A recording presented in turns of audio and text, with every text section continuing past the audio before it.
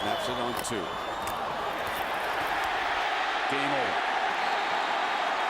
Ohio State will play for a national championship. The Buckeyes had done it. Antonio Pittman ran down the middle for a first down and the shoe erupted. The number 1 Buckeyes had just defeated arch-rival and second-ranked Michigan in the game of the century. But wait, how did we get here?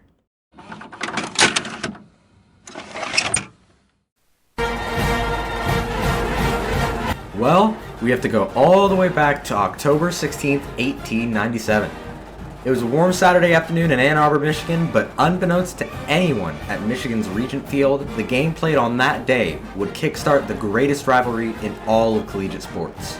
Unfortunately for the Buckeyes, they were shut out by Michigan 34-0 and wouldn't play them again until the turn of the century on November 24th, 1900. That game ended in a 0-0 tie.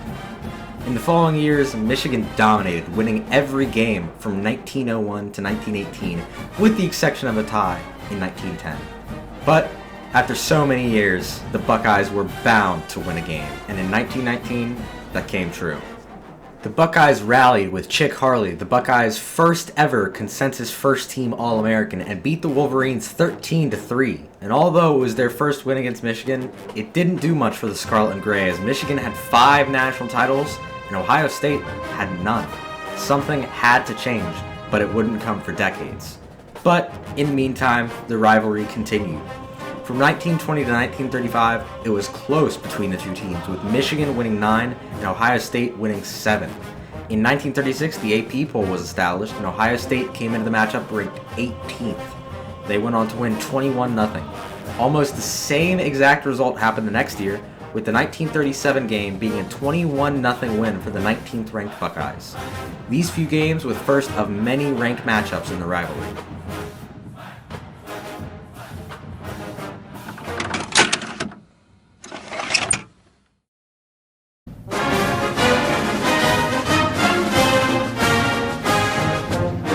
After the 1937 game, Michigan won 3 straight, including a 7-point upset over number 6 Ohio State in 1939.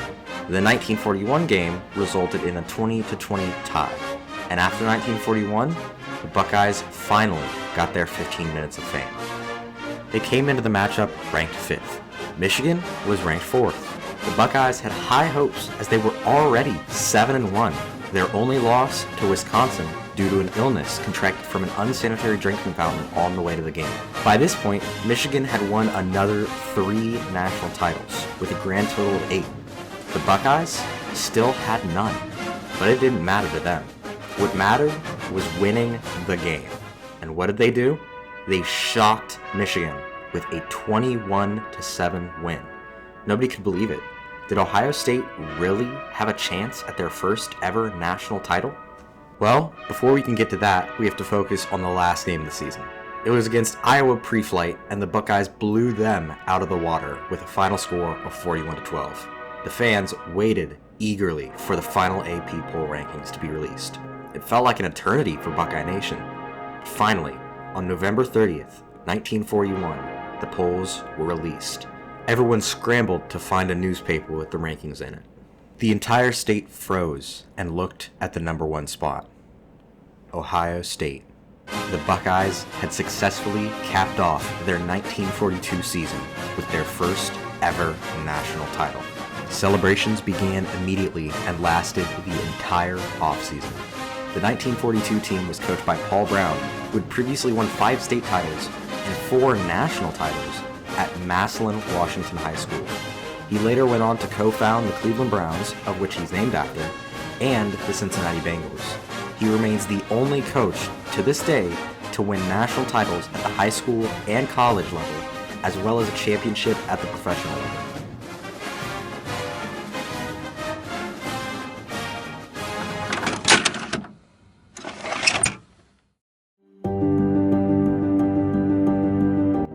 The next season, Paul Brown and the Buckeyes had a disastrous 3-6 season due to the military draft, and he left the program following the end of the year. He finished with an 18-8-1 record at Ohio State. Replacing him was Carroll Widows, who led the team to its 4th undefeated season and 2nd perfect season, meaning no losses or ties in program history, going 9-0 and outscoring opponents 287-79. The Buckeyes were named national champions by multiple sports writers, but the university doesn't claim this title, meaning they still had only one claimed national title at that point, still 6 behind Michigan. The team needed change, but that wouldn't come for another decade. Before that change happened, the rivalry continued. The Buckeyes lost 4 straight to the Wolverines, including a 13-3 loss in 1948, which secured Michigan's 8th national title. The next game was a 7-7 tie, but in 1950, the infamous Buckeye Blizzard swept across the state of Ohio. It is still, to this day, the most devastating blizzard in Ohio history. It was part of the larger Great Appalachian Storm of November 1950. Neither coach wanted to play the game, but when Michigan Athletic Director Fritz Kreisler said they would forfeit but not reschedule, Ohio State Athletic Director Dick Larkins refused. The streak of playing for over 30 years straight would continue. That year, the game was played on November 25, 1950 at the famous Ohio Stadium in Columbus. 79,868 people came to watch the number 8 Buckeyes, coached by Wes Fesler, take on the unranked Wolverines, coached by Benny Osterbahn. The first score came late in the first quarter when Buckeyes defensive guard Bob Momsen blocked a Michigan punt and recovered it on the 8-yard line. After running 3 straight run plays and losing 13 yards, Coach Fesler sent Ohio State running back, punter, and kicker Vic Yanovich out to attempt a 38-yard field goal. Although there were 28-mile-per-hour wind gusts and the goalposts were barely visible, Yanovich made the kick, giving Ohio State an early 3-0 lead. In the second quarter, Yanovich's punt was blocked by Michigan tackle Al Wall, sending the ball through the back of the end zone for a safety, cutting the lead to 3-2. Later in the second quarter, another Yanovich punt was blocked by Tony Momsen, the brother of Ohio State's Bob Momsen, who blocked a Michigan punt earlier in the game. He fell on the ball in the end zone for the only touchdown of the game. Neither team would score again, and Michigan would win 9-3, giving them the Big Ten title and a Rose Bowl berth, where they would win 14-6 versus Cal. The loss was Fesler's 4th straight loss to the Wolverines, and he resigned 18 days later. He was soon replaced by Woody Hayes. The game was later given the nickname the Snow Bowl. After the Snow Bowl, the rivalry started to turn in the Buckeyes' favor. Although they lost 7-0 the next year, the years following had a different story. They won 5 of the next 8 games, including in 1954 and 1957, their 2nd and 3rd national title years. The Ohio State football program was starting to turn around, catching up to Michigan's earlier success. Ohio State led in the 1960s 7 games to 2, only losing in 1964 and 1966. Within that time, the Buckeyes earned 2 more national titles in 1961 and 1968. But in 1969, Michigan would get their get back.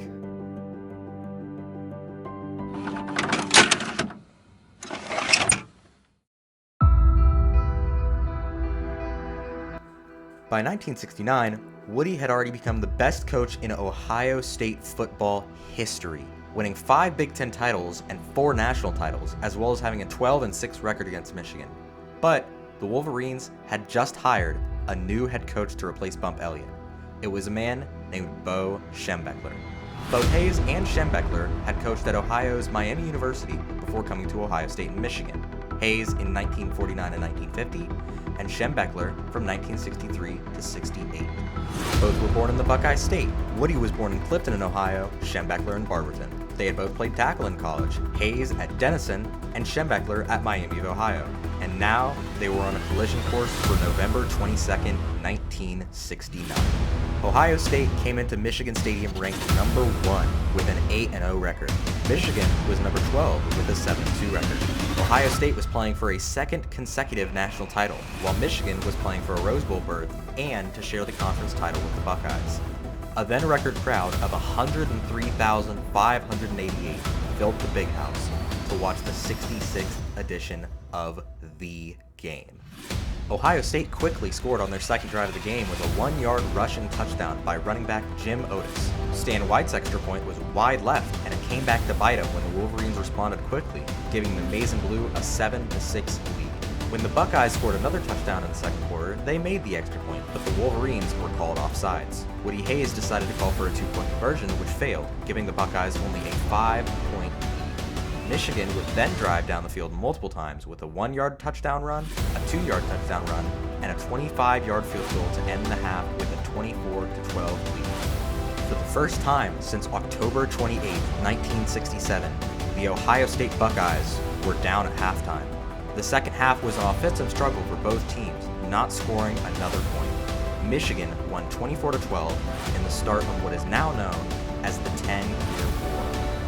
The two teams would go back and forth winning games, although Ohio State was the only one to win a national title during the stretch. That title came the next year in 1970 when they beat Michigan 20-9 and won their last national championship until more than 30 years later.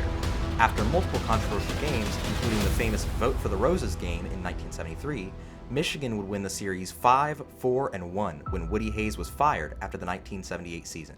Schembechler would continue coaching the Wolverines until 1989.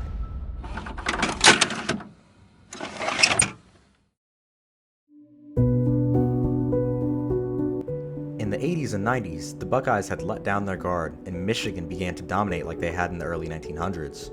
From 1980 to 1999, Michigan won 13 games, and Ohio State won only 6, with a 13-13 tie in 1992, the last tie in the rivalry. In 1997, Michigan claimed the top spot in the AP poll, even though they didn't play in the national championship game that year. This ended their 49-year national championship drought. This would be their last national title until 2023. Michigan ended the 20th century with a 55, 35, and 6 record in the game. To start off the 21st century, Michigan beat Ohio State 38-26 in Columbus, giving the Buckeyes their third loss of the year and denying them a share of the Big Ten title. The next year, in a thriller at Michigan, the unranked Buckeyes upset the number 11 Wolverines 26-20, giving them their first win since 1998. It was Jim Tressel's first season as Ohio State head coach, and he had high hopes for the next season. Those hopes would pay off.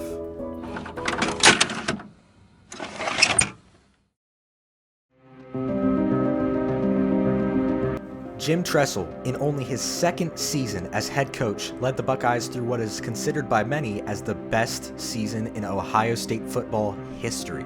It started off with a blowout win against Texas Tech in the final edition of the season-opening Pigskin Classic, then through another blowout win against Kent State. The number 6 Buckeyes then met the number 10 Washington State Cougars on September 14th in Columbus and easily won 25-7. Through more and more blowouts, Ohio State slowly rose through the AP rankings, climbing to number 4 before its game against Wisconsin, but dropping back to number 6 after an only 5-point win against the unranked Badgers. Enraged, the Buckeyes took out their anger on number 17 Penn State and number 23 Minnesota in the following weeks, winning 13-7 and 34-3 respectively. Finally came the last 3 games of the season. In the Purdue game, the Buckeyes were down 6-3 with less than 2 minutes on the clock. But in the famous Holy Buckeye play, Craig Krenzel threw a 37-yard game-winning touchdown to stay undefeated. Touchdown! Michael Jenkins on 4th and 1! Would you believe it? Craig Krenzel strikes with a minute and a half left. Holy Buckeye! The Buckeyes were 1 game closer to a national championship berth, but there were still 2 games left before they could dream of that. The Buckeyes had a close game versus Illinois in the next week in their Illabuck rivalry, dating back to 1902. But the Buckeyes won 23-16 in overtime, securing their 11th win of the season. Then came the game. It was a home game for the number 2 Buckeyes, with the 9th-ranked Wolverines coming to Columbus with a 9-2 record. It was a low-scoring game, but the Buckeyes came away with the win 14-9.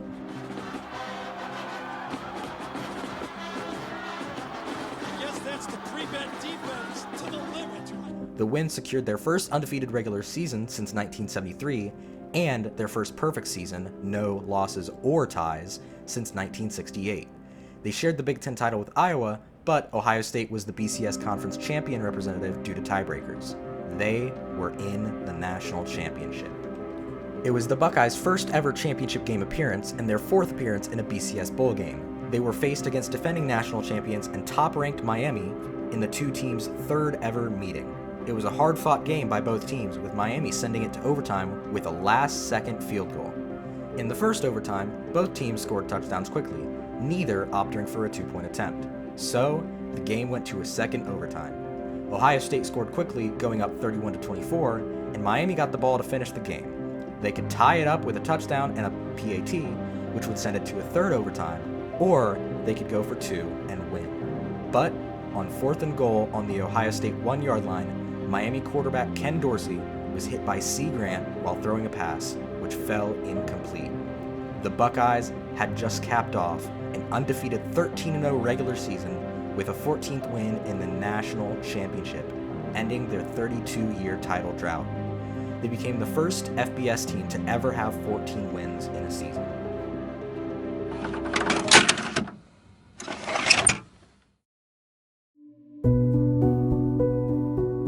In 2003, a 5th-ranked Michigan would get a win over number 4 Ohio State, 35-21 in Ann Arbor, their first since the turn of the century. It was the 100th edition of the game. The next year, unranked Ohio State upset number 7 Michigan in Columbus, 37-21, which was the first of 7 Ohio State wins in a row. The 2005 edition was yet another thriller, with 9th-ranked Ohio State getting a 25-21 win over number 17 Michigan. Ohio State shared the Big Ten title with rival Penn State that year. But the following game is what started off this video. The game that begged the question, how did we get here? The game that is called the Game of the Century by many.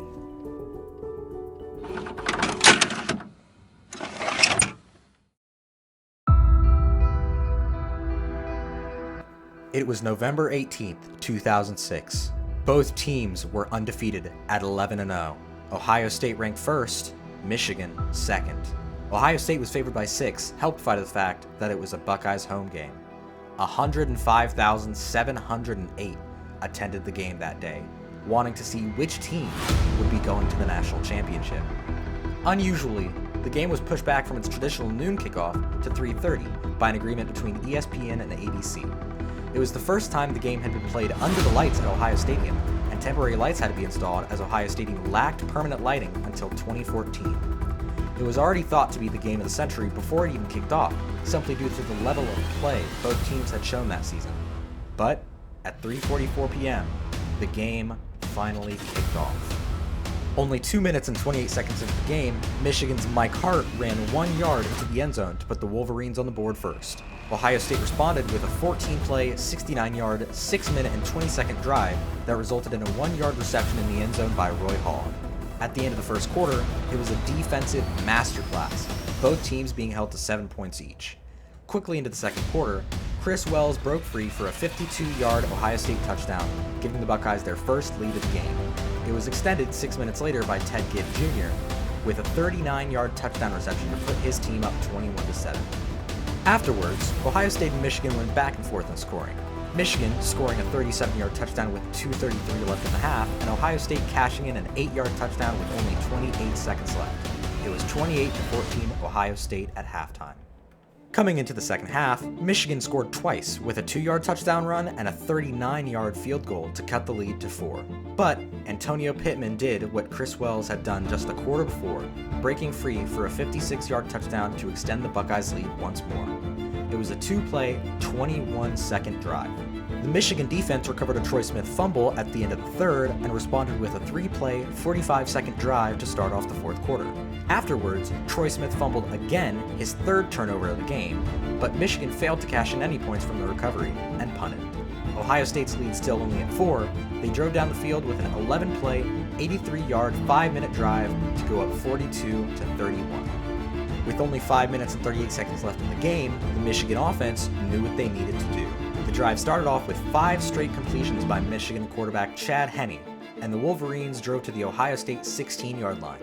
After an 11-play, 81-yard, 3-minute and 11-second drive that was similar to Ohio State's previous drive, Tyler Eckert caught a 16-yard Chad Henne pass for a touchdown. Steve Breskin caught the 2-point conversion, cutting the Buckeyes' lead to only 3 points with 2:16 left in the game. The Wolverines attempted an onside kick, but it was recovered by Ted Ginn Jr.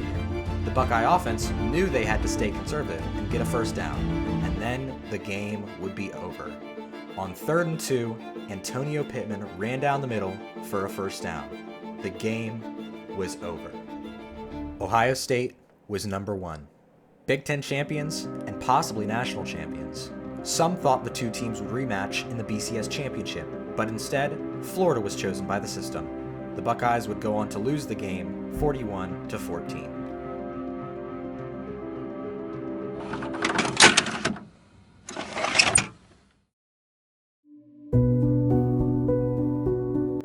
The next year, the Buckeyes would find similar success, going 11-1 in the regular season, their only loss to Illinois, and heading to the BCS championship game for the second consecutive season. They would lose to number 2 LSU, 38-24. Jim Tressel was fired after the 2010 season due to the infamous Tattoo Gate, where Ohio State players signed autographs in exchange for free tattoos. All wins from the 2010 season were vacated, including a bowl win over Arkansas. Luke Fickell was interim head coach in 2011, and the Buckeyes went 6-7, including a loss to Michigan, their first losing season since 1988. Urban Meyer was hired in 2012 and led the Buckeyes to a perfect 12-0 season, but the season ended there, as the NCAA had banned the Buckeyes from postseason play that year because of the tattoo scandal. The 2013 Buckeyes would lose to Michigan State in the Big Ten Championship and to Clemson in the Orange Bowl. The next year, they won the inaugural college football playoff with a final record of 14-1, their only loss coming to Virginia Tech in the second game of the season. They had wins over number 8 Michigan State and number 25 Minnesota in the regular season, number 13 Wisconsin in the Big Ten Championship, number 1 Alabama in the Sugar Bowl, and number 2 Oregon in the national championship game. Urban Meyer would go 7-0 against Michigan in his time at Ohio State before retiring after the 2018 season. Ryan Day would take over and lead the Buckeyes to a 12-0 regular season and a Big Ten title in 2019 before losing to Clemson in a controversial Fiesta Bowl. He would again lead the Buckeyes to a perfect regular season and a Big Ten title in 2020, being helped by the shortened regular season due to COVID. The Buckeyes beat Clemson in the Sugar Bowl, but lost to Nick Saban's Alabama in the national championship. Over the next few years, Day and his Buckeyes would lose to Michigan for 4 straight years, while winning the Rose Bowl in 2021, losing to Georgia in the playoffs in 2022, losing to Mizzou in the Cotton Bowl in 2023, and winning the national championship in 2024. In 2025, he finally beat Michigan for the first time since 2019, but lost to Indiana 13-10 in the Big Ten Championship. It was the Buckeyes' first loss to Indiana since 1988. The Buckeyes earned the number 2 seed in the playoffs and will take on the winner of the Texas A&M versus Miami game in the Cotton Bowl on New Year's Eve. Since the 2006 game, the Buckeyes are 12-5 against Michigan, not including the vacated 2010 game. And all that is how we got to the game of the century. Thanks for watching, and go Bucks.